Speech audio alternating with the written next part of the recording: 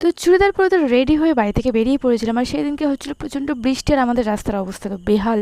তো যাই হোক, আমি সেজেগুজে উঠে পড়লাম হচ্ছে আমাদের সেই দাদুর ভ্যানে, আর দাদুর ভ্যানে করে চলে আসলাম হচ্ছে আমাদের স্কুলে। আর স্কুলে গিয়ে আজকে তো সেরকম কোনো কাজই ছিল না, বসে বসে হাওয়াই খাচ্ছিলাম। না না, শুধু হাওয়া খাইনি, জলও খেয়েছি, তার সাথে একটু ঢঙ্গ করেছি। আর জানালার ধারে বসে বসে একটু লোকজন দেখছিলাম, তার সঙ্গে একটু ভিডিও করছিলাম। আর তারপরে একজন বাড়ি থেকে নিয়ে এসেছিল হচ্ছে কাবলি ছোলার ঘুগনি, তো সেটা খেয়ে নিয়েছিলাম। আর গরমে তো এটা দেখে আমার মাথায় হাত উঠে গেছিলো। তো যাই হোক, খেতে কিন্তু দারুণ হয়েছিল।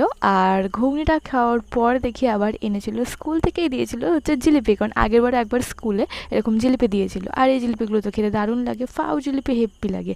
তো আমি নিয়ে নিয়েছিলাম কিছুটা, ব্যাগে নিয়েছিলাম, আর একটা আমি টেস্ট করেছিলাম। দেন হচ্ছে স্কুল থেকে বেরিয়ে পড়লাম দুজনের ছাতা নিয়ে, বকবক করতে করতে গল্প করতে করতে। আর আমি পেয়ে গেলাম হচ্ছে মাঝ রাস্তা থেকে বাস, তো বাসে উঠে পড়লাম।